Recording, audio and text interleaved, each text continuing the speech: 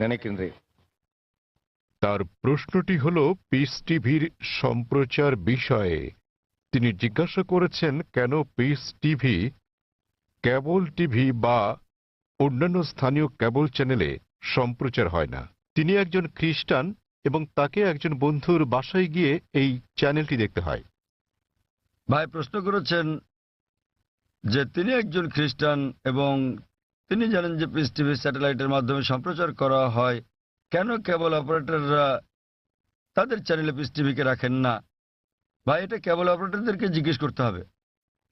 আমরা যা করছি তাহলে আমরা খেয়াল রাখছি যে পিস টিভি চালু আছে এবং এটা পৃথিবীর যে কোনো প্রান্ত থেকে দেখা যায় কিনা। আলহামদুলিল্লাহ আমরা পিস টিভির 6টি আলাদা স্যাটেলাইট থেকে সম্প্রচার করছি এবং এটা পুরো পৃথিবী জুড়ে পৌঁছে যাচ্ছে। এশিয়া, মধ্যপ্রাচ্য, আফ্রিকা, অস্ট্রেলিয়া, ইউরোপ, উত্তর আমেরিকা, দক্ষিণ আফ্রিকা, সমগ্র বিশ্ব জুড়ে। আর ভারতের বিভিন্ন জায়গায় কেবল অপারেটররা পিস টিভিকে তাদের তালিকায় যোগ করেছেন, কেউ কেউ করছেন না। আপনি তাদেরকে জিজ্ঞেস করতে পারেন কেন তারা পিস টিভিকে তাদের তালিকায় যোগ করছেন না। আর দ্বিতীয়ত, কেউ যদি পিস টিভি দেখতে চান পৃথিবীর যে কোনো প্রান্ত থেকে, তিনি একটা ব্যক্তিগত ডিশ লাগিয়ে নিতে পারেন। বড় জোর ৬,০০০ রুপি খরচ হবে। $150 খরচে পৃথিবীর যে কোনো প্রান্ত থেকে ডিশ এবং ডিকোডার বসালে এটা ফ্রি টু এয়ার চ্যানেল, আপনি এটা দেখতে পারবেন। আপনাকে মাসে মাসে টাকা দিতে হবে না। এটা free to air channel, dish এবং ডিকোডারের খরচ পড়বে প্রায় ৬,০০০ রুপি। এটা আপনি বসাতে পারেন আপনার ছাদে বা বারান্দায় এবং ইনশাআল্লাহ আপনি সারা জীবন দেখতে পারবেন, আপনাকে কোনো টাকা দিতে হবে না এর জন্য। আর আমাদের দুটো চ্যানেল আছে, একটা পিস টিভি ইংলিশ, আরেকটা হলো পিস টিভি উর্দু। তাই একবার ডিশ বসালে ইনশাল্লাহ আপনি দুটো চ্যানেলই দেখতে পারবেন। এবং আপনি যদি এটা আপনার বিল্ডিংয়ে বসান এবং 50টা বাড়িতে এই ডিশ লাইনটা ভাগ করে নেন, বাড়ি প্রতি হয়তো খরচ পড়বে মাত্র কয়েকশো রুপি। সুতরাং যে কেউ দেখতে চাইলে এইভাবে দেখতে পারেন। আর পিস টিভিকে ইন্টারনেটেও আমরা দিয়ে দিয়েছি। স্বাভাবিকভাবে ইন্টারনেটের গুণগত মান স্যাটেলাইটের তুলনায় অনেক নিম্নমানের হবে। আপনি ইন্টারনেটে www.peacetv.org এই সাইটে দেখতে পারবেন। এমনকি মোবাইলেও সম্প্রতি আমরা পিস টিভি মোবাইলেও চালু করেছি। আপনার কাছে যে হ্যান্ডসেটই থাকুক না কেন, নোকিয়া অথবা আইফোন, আমরা চেষ্টা করছি বিশ্বের 80% হ্যান্ডসেটের জন্য এটাকে সহজলভ্য করতে। তবে ফোনটা যত উঁচু মানের হবে, যদি আপনি তৃতীয় প্রজন্মের ফোন নিয়ে থাকেন এর মান অনেক উন্নত হবে। যদি ওয়াইফাই ব্যবহার করেন উন্নত মান পাবেন। সুতরাং হ্যান্ডসেটের উপর নির্ভর করে আপনি মোবাইলেও পিস টিভি দেখতে পারেন। এটা সম্পূর্ণ বিনামূল্যে। এর ওয়াপ ইন্টারনেটের জন্য www.peacetv.org, মোবাইলের জন্য এর ওয়াপ wap.peacetv.org। আশা করি উত্তরটা পেয়েছেন। হ্যাঁ বোন, আপনার প্রশ্নটি করুন। শুভ সন্ধ্যা, আমার নাম নিখিলা। আমি ডেন্টালের একজন ছাত্রী। ইসলাম সম্পর্কে আমার জ্ঞান আসলেই কম। আমি যতটুকু জানি আমার বন্ধুদের কাছ থেকে শুনেছি। আমার প্রশ্ন হচ্ছে, আমি একটি পোস্টারে দেখেছি যে বলা আছে সঙ্গীত এবং নৃত্য ইসলামে গ্রহণযোগ্য নয়। এটা কেন? মানে আমি বলতে চাইছি যে আপনি এটা এমনি এমনি বলতে পারেন না যে গান বাজনা বা নৃত্য করো না। যেমন আপনি যদি বলেন যে ভরতনাট্যম বা অন্য কোনো নৃত্যের ব্যাপারে যেখানে সঙ্গীত আছে, এমনকি এমনিতেও আমরা সঙ্গীতের মাধ্যমে ঈশ্বরের প্রশংসা বা নিজেদের আবেগ প্রকাশ করে থাকি, তাহলে গান বাজনা গ্রহণযোগ্য নয় কেন? বোন জিজ্ঞেস করলেন যে কেন ইসলাম ধর্মের সঙ্গীত এবং নৃত্য নিষিদ্ধ। প্রথমে আমি সঙ্গীত নিয়ে বলছি, এরপর নৃত্য। সঙ্গীতের ব্যাপারে বলা যাবে, আমাদের প্রিয় নবী মুহাম্মদ সাল্লাল্লাহু আলাইহি ওয়াসাল্লাম বলেছেন যে সঙ্গীতের বাদ্যযন্ত্র সাধারণ নিয়মে সবই নিষিদ্ধ, তবে তিনি যেটার অনুমতি দিয়েছিলেন সেটা দাফ, একপাশে খোলা ড্রাম যাকে বলা হয় ডাফ বা ডাফলি।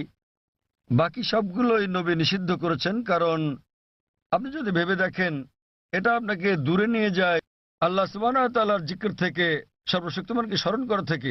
এ কারণে যখন আমরা এরকম গান শুনি, যেমন ধরেন সিনেমার গান হোক, সেটা হিন্দি, মালায়ালাম, তামিল বা অন্য কিছু, আপনি দেখবেন যে এই হিন্দি সিনেমার গানগুলোর বেশিরভাগ কথায় একেবারে বাস্তবতা বহির্ভূত। আপনি জানেন যে নায়ক নায়িকাকে বলছে, मैं तुम्हारे लिए चांद तोड़ के लेके आऊंगा, मैं तुम्हारे लिए सितारे तोड़ के लेके आऊंगा। আমি তোমার জন্য চাঁদ নিয়ে আসবো, আমি তোমার জন্য তারা নিয়ে আসবো। আমরা জানি এটা সম্ভব না, কোনো মানুষ তার প্রেমিকার জন্য চাঁদ তারা নিয়ে আসতে পারে না।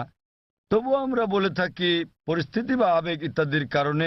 তো এই কারণে সাধারণ অনুশাসন হচ্ছে যে সঙ্গীত একজন মানুষকে আল্লাহ সুবহানাহু ওয়া তাআলার কাছ থেকে দূরে নিয়ে যায়। এ কারণে আমাদের প্রিয় নবী বাদ্যযন্ত্রকে নিষিদ্ধ করেছেন দাফ ছাড়া, অথবা সাধারণভাবে কণ্ঠস্বর, উদাহরণস্বরূপ যদি কেউ কোরআন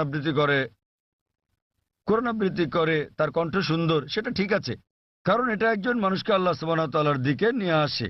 নেপথ্য বাদ্যযন্ত্রের আওয়াজ থাকলে যদি এটা একটা বিশেষ আবেগের সৃষ্টি করে, তাহলে গান গাওয়ার ক্ষেত্রে এটা হচ্ছে মুবাহ, ঐচ্ছিক, যতক্ষণ পর্যন্ত গানের কথাগুলো নিয়ে যাচ্ছে আল্লাহ সুবহানাহু ওয়া তাআলার দিকে। যদি গানের কথাগুলো আপনাকে আল্লাহর কাছ থেকে দূরে সরিয়ে নিয়ে যায়, তাহলে সে ধরনের গানও নিষিদ্ধ। এবার আসি দ্বিতীয় ভাগে, নৃত্য করা কেন নিষিদ্ধ। কোরআনে এমন কোনো আয়াত নেই, অথবা আমার জানার মতো কোনো হাদিস নেই যেখানে বলা আছে যে নৃত্য করা হচ্ছে হারাম।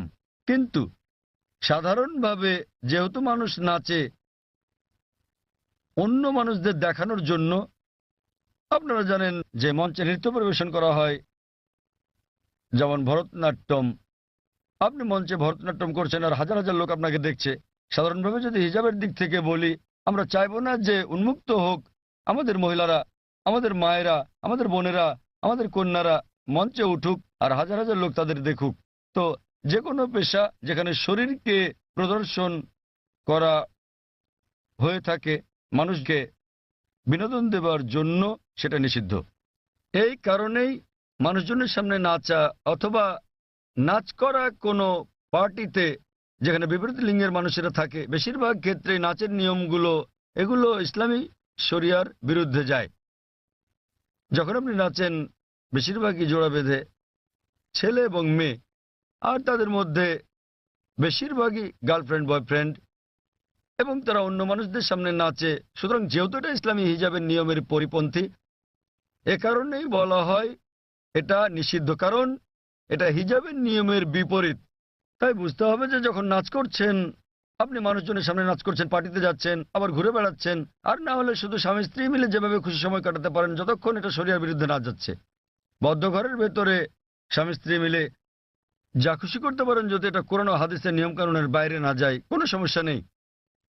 কিন্তু যেহেতু বেশিরভাগ সময় নাচ শরীরকে প্রদর্শন করে থাকে, এতে গান থাকে, নাচ থাকে, আপনি মঞ্চে উঠছেন না, লোকেরা আপনাকে দেখছে, তাই এটা শরিয়ার হিজাবের নিয়মের বিরুদ্ধে। এ বিষয়ে আমার ভিডিও ক্যাসেট দেখেন, ইসলামে নারীর অধিকার আধুনিক না সেকেলে, সেখানে বিস্তারিত আছে কেন আমরা মুসলিমরা নারীদের নিরাপত্তা দেই, ভালোবাসি, তাদেরকে কি চোখে দেখি।